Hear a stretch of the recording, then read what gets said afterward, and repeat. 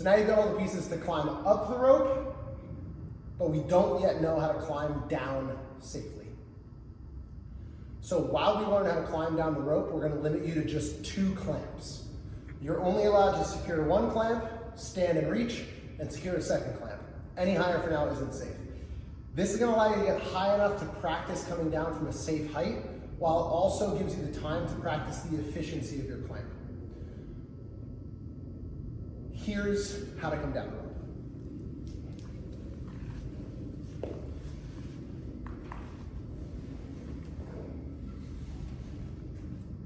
The same clamp I use to secure my feet and stand with is the same clamp I use as a braking system to lower myself down the rope under control. First thing you'll notice, the rope is underneath my dominant leg and it's on top of my non-dominant leg.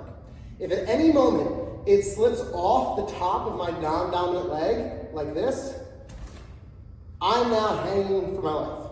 So what's very important is that when we have our clamp still secure, we take our top foot, our non-dominant foot, and we point the toe upward as aggressively as we can. As long as the rope drapes over the non-dominant foot and that toe stays pointed upward, we will have a braking system that we can cinch up and slow ourselves down, or loosen up and speed ourselves up. My dominant leg stays totally locked out and straight. My non-dominant foot, the toe flexes up, and this gives me a perfect braking system to come down with. Now there's a fine line between a totally secure clamp and train going off the rails. So when it comes time to come down the rope, start slow.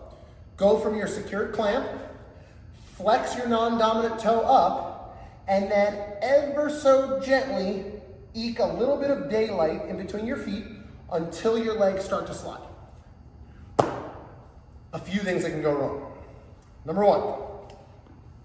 As mentioned, the top foot, the one where you are responsible for keeping the toe pointed up. If you are lazy here, or these muscles are really weak, or the rope is on the toe, if any of those things are true, and the rope slides off the foot, you're in some trouble.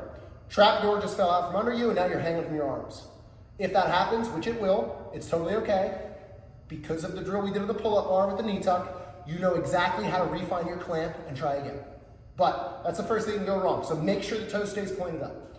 The second thing that can go wrong, and this is very common as well, the dominant leg needs to stay locked out. If that leg stays locked out, then the rope's gotta give.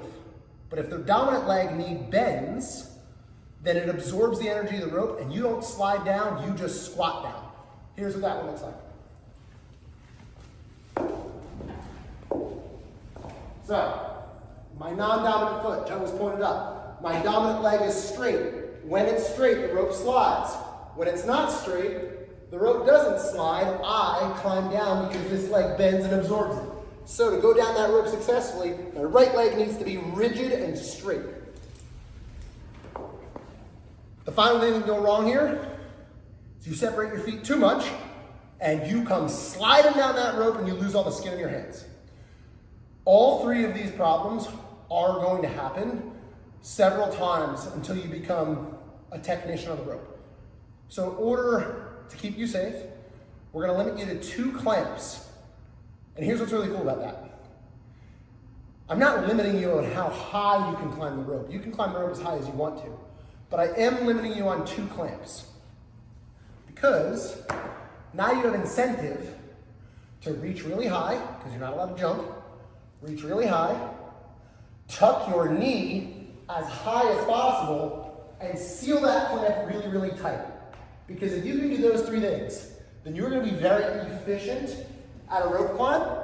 And if you are that efficient at a rope climb, then you only require 2 clamps to get to the top of the rope. And by the time that you're this efficient at climbing up the rope, you will be perfectly safe coming down the rope.